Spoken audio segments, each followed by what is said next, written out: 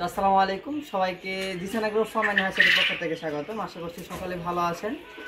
তো আলহামদুলিল্লাহ আমি অনেক ভালো আছি, সুস্থ আছি। তো আজকে আপনাদের মাঝে দুটি বিষয় নিয়ে আলোচনা করব। আজকের ভিডিওর থাম্বনেল ছিল যে দুটি বিষয় না বোঝার কারণে খামারে মূলত লস করে ফেলে, সেই দুটি বিষয় আজকে আপনাদের মাঝে তুলে ধরবো। তো আজকের ভিডিওটি আপনারা স্কিপ না করে শুরু থেকে শেষ পর্যন্ত দেখার চেষ্টা করবেন। যদি আজকের ভিডিওটি আপনারা শুরু থেকে শেষ পর্যন্ত দেখতে পারেন তাহলে ইনশাআল্লাহ আপনারা বুঝতে পারবেন যে কোয়েল পাখি পালন করে কোন দুটি বিষয়ের কারণে আপনারা লস করে ফেলেন। তো প্রথম যে বিষয়টা নিয়ে আপনাদের মাঝে আলোচনা করব সেই বিষয়টা হচ্ছে, অনেকে দেখা যাচ্ছে যে আপনার 50 পিস 100 পিস পাখি খামারে ওঠানোর পর সেগুলো থেকে সে প্যারেন্টস করে ডিম করে, সেই ডিম থেকে আবার সে চেষ্টা করে হ্যাচিং করার জন্য, হ্যাচিং করে নিজে বাচ্চা উৎপাদন করার জন্য। একটা বিষয় আপনারা খেয়াল করবেন, আসলে একটা মার্কেটিং করা বিষয়টা কিন্তু অনেক ক্রিটিক্যাল একটা বিষয়। আপনি যখন একটা জিনিস উৎপাদন করবেন, যখন সেই জিনিসটা আপনি বাজারে বেচতে যাবেন, হঠাৎ করে কিন্তু আপনার বাজার নেবে না সেই জিনিসটা, আগেটা কেমন, আপনি সেই জিনিসটা বিক্রি করতে পারবেন কিনা, এই সমস্ত বিষয় বিবেচনা করে, এই সমস্ত বিষয় দেখে তারপর আপনাকে প্যারেন্টস করতে হবে, তারপর আপনাকে মেশিন নিতে হবে। দেখা যাচ্ছে অনেকের 100 প্যারেন্টস আছে, সে হঠাৎ করে দেখা গেল একটা মেশিন কিনে ফেলে সে বাচ্চা উৎপাদন করলো, কিন্তু সে মার্কেটিং করতে পারলো না। তখন সে বলবে যে কোয়েল পাখি পালন করে লস। এটা কিন্তু লস মূলত সে নিজের ইচ্ছাতে লস করতেছে। এটার কিন্তু কোয়েল পাখি কোনো দোষ নাই। কোয়েল পাখিতে যে লস, এটা কোনো শব্দ নাই। কোয়েল পাখিতে লস লাভ মিলে এই ব্যবসা, কিন্তু কোয়েল পাখিতে আপনার লাভের অংশ বেশি, লসের থেকে লাভের অংশ বেশি যদি আপনি সঠিক পরিচর্যা সঠিকভাবে পালন করতে পারেন। যে পাখিগুলো দেখতে পাচ্ছেন, এই পাখিগুলোর বয়স আজকে মোটামুটি 40-42 দিন হয়ে গেছে। পাখিগুলো সাইজ আলহামদুলিল্লাহ অনেক ভালো আছে। অনেকেই দেখা যাচ্ছে যে আপনার 100 পিস পাখিতে প্যারেন্টস করেন, সেই বিষয়টা আপনাদেরকে বললাম। তো আপনাদের লস হওয়ার মূল কারণই হচ্ছে এটা। প্রথম যে বিষয়টা, আপনারা বাচ্চার বাজার ব্যবস্থাপনা না দেখে, মার্কেটিং না দেখে খামারে একটা বড় সড়ো মেশিন কিনে ফেলেন। আমরা কিন্তু নিজেরা ইনকিউবেটর মেশিন তৈরি করি, নিজেরা ইনকিউবেটর মেশিন সেল দিই। আমরা যে ইনকিউবেটর মেশিন তৈরি করি, এটাতে আমাদের উদ্দেশ্য বিক্রি করা না। আমাদের উদ্দেশ্য হচ্ছে একজন খামারি কিভাবে সফলতা অর্জন করবে, কিভাবে লাভ করতে পারবে, সেই উদ্দেশ্য এবং লক্ষ্যকে সামনে রেখে কিন্তু আমরা মূলত কাজ করে থাকি। তো আমরা যে মেশিন আপনাকে তাতে বিক্রি করবো, সমস্যা না, আপনাকে মেশিন আমরা দিতে পারবো, কিন্তু আপনার আগে ব্যবস্থা করতে হবে বাচ্চার বিক্রি করার আগে আপনার যে মাধ্যমটা, সেটা আপনাদেরকে ব্যবস্থাপনা করতে হবে।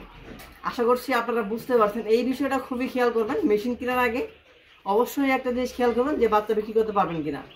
আমার পক্ষে যারা নতুন অবস্থায় খামার করতে যাচ্ছেন, তারা 1 বছর 2 বছর আগে দেখেন যে এটা কেমন হয়, তারপরে আপনি ছোটো মোটো একটা ইনকিউবেটর নিয়ে নিজে হ্যাচিং করা শুরু করেন।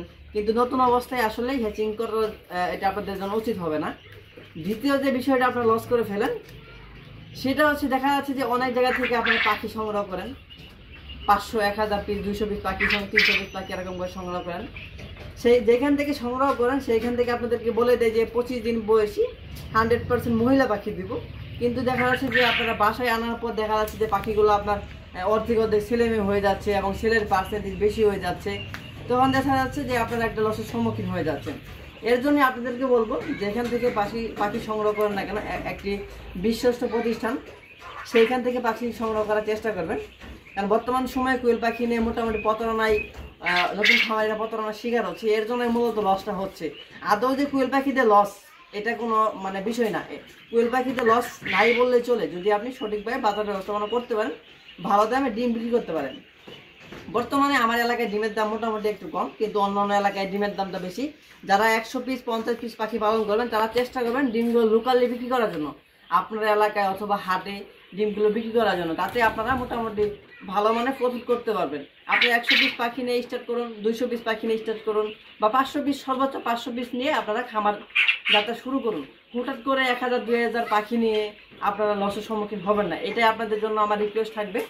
আমরা যে পাখি বিক্রি করলে কিন্তু আমাদের ইনকাম হবে, আমাদের ইনকাম দিয়ে উদ্দেশ্য না, আমাদের ইনকামও হোক প্লাস হচ্ছে খামারিদের ইনকাম হোক, এই উদ্দেশ্যকে আমরা সামনে রেখে মূলত কাজ করি। তা আপনাদেরকে বলছি যে এখান থেকে পাখি সংগ্রহ করুন না কেন একটি বিশ্বস্ত প্রতিষ্ঠান থেকে পাখি সংগ্রহ করার চেষ্টা করবেন। আমরা জিসান এগ্রো ফার্ম বিগত 4 বছর থেকে পোল্ট্রি শিশুর সাথে যুক্ত আছি। আমরা বিভিন্ন জেলায়, বাংলাদেশের বিভিন্ন জেলায় আমাদের হ্যাচারি 100% জাপানি জাতের এই গ্রেডের বাচ্চাগুলো ডেলিভারি করে থাকি। যদি আপনাদের বাচ্চার প্রয়োজন হয় অবশ্যই স্ক্রিনে দেখেন আমরা যোগাযোগ করতে পারেন। কোয়েল পাখি পালন সম্পর্কে যে কোনো তথ্য পরামর্শের জন্য আমাদের সাথে যোগাযোগ করতে পারেন। আমাদের কাছে বর্তমান সময় 1 থেকে শুরু করে 1 মাস বয়স পর্যন্ত যে কোনো বয়সী কোয়েল পাখি আপনারা নিতে পারবেন। তো যেগুলো আপনারা দেখতে পাচ্ছেন ভিডিওতে, এগুলো বিক্রি হবে না, এগুলো হচ্ছে আমাদের প্যারেন্টস স্টক। অনেকেই তো এগুলো দেখে কল করবেন, আসলে এগুলো বিক্রি হবে না, এগুলো হচ্ছে আমাদের প্যারেন্টস পাখি। এখান থেকে আমরা 20 দিন সংগ্রহ করে আমরা বাচ্চা হ্যাচিং করি। অনেকে আরেকটি বিষয় আমাকে মন্তব্য করতে পারেন, জিসান ভাই আপনি তো আমাদেরকে হ্যাচিং করার জন্য নিষেধ করছেন, কিন্তু আপনি তো নিজেই বাচ্চা ফোটা নিজে হ্যাচিং করেন। ভাই আমি তো নিজেই হ্যাচিং করি, কারণ হচ্ছে আমার বাচ্চা বিক্রি করার মতো মাধ্যম আছে, আমি বাচ্চা বিক্রি করতে পারি, এর জন্য মূলত আমি হ্যাচিং করি। আপনারা যদি বাচ্চা বিক্রি করতে পারেন, বাচ্চা বিক্রি করার মাধ্যম যদি আপনাদের থাকে, তাহলে আপনারা হ্যাচিং করতে পারেন, কোনো সমস্যা নাই। কিন্তু হঠাৎ করে আসলে আপনারা এগুলো করতে যাবেন না। তো যাই হোক, অনেক কথা বলে ফেললাম, যদি কথায় কোনো ভুল হয়ে থাকে অবশ্যই ক্ষমা দৃষ্টিতে দেখবেন। আর যারা আজকের ভিডিওটি শুরু থেকে শেষ পর্যন্ত দেখেছেন সবাইকে জানাই জিসান এগ্রো ফার্মের পক্ষ থেকে আন্তরিক শুভেচ্ছা এবং অভিনন্দন। তো সবার দীর্ঘ সুস্বাস্থ্য কামনা করে আজকের মতো বিদায় নিচ্ছি। ওয়াখি জানাই আলহামদুলিল্লাহি রাব্বিল আলামিন। আসসালামু আলাইকুম ওয়া রাহমাতুল্লাহ।